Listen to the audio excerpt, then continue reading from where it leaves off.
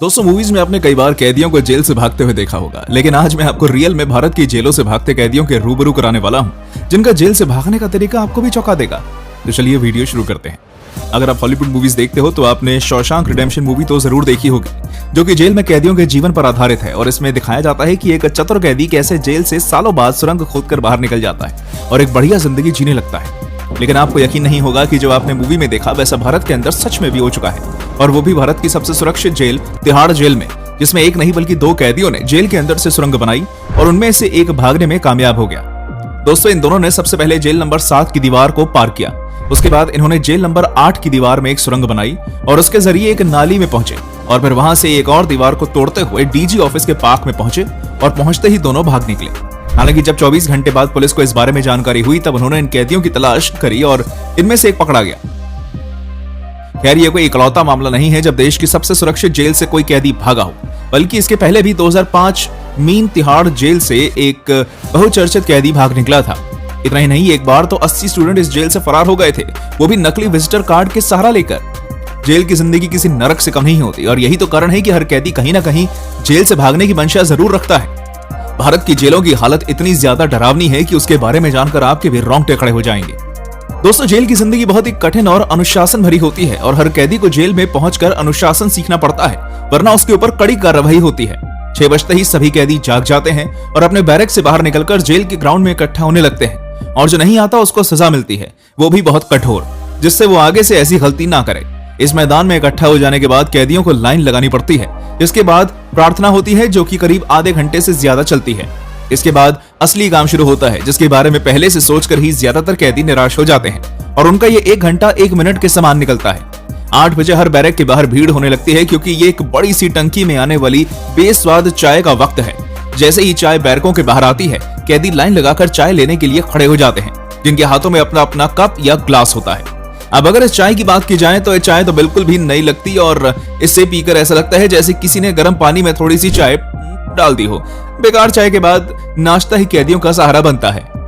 इसके बाद कैदियों से बेरहमी से काम कराया जाता है, जो कि किसी भी प्रकार का हो सकता है, जिसके लिए उन्हें उनका मेहनताना भी मिलता है। सारे कैदी खुद को मिले हुए काम को लगभग 3.5 घंटे तक अंजाम देते हैं, जिसके बाद घंटे की आवाज के साथ ही उन्हें दोपहर 12 बजे खाना खाने जाना पड़ता है। अब दोपहर का इतना सा खाना खाने के बाद हर कैदी को फिर से काम पर लगना पड़ता है।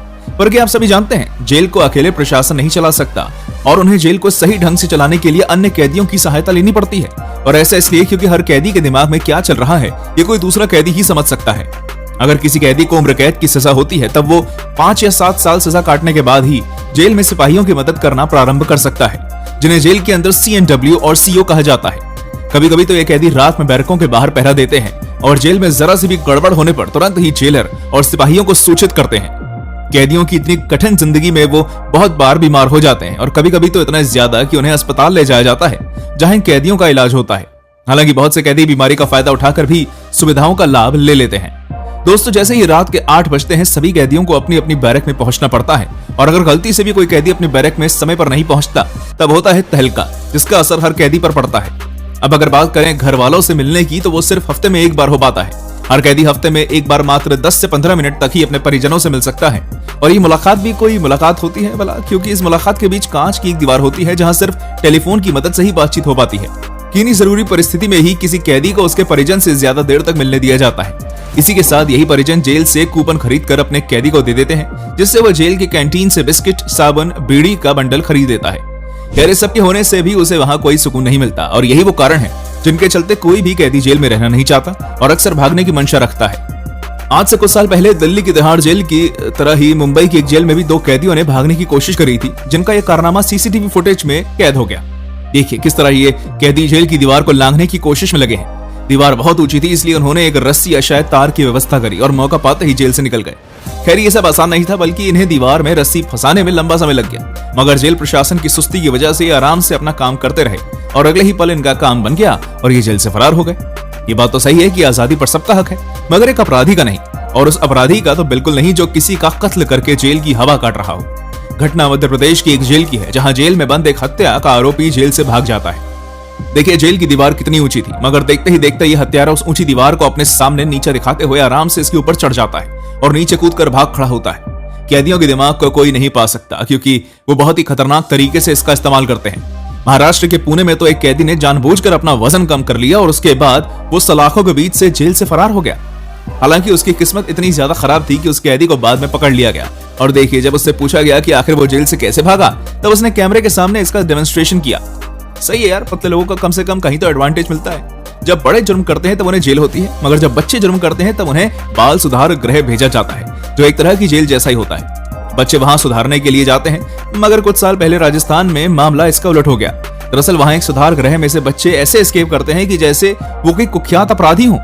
ये बच्चे 7 लोगों की एक टोली तैयार करते हैं और बस देखते ही देखते वहां मौजूद सिपाही के कंबल में लपेट कर बंदी बना लेते हैं और मौका देखकर बाल सुधार गृह से भाग खड़े होते हैं।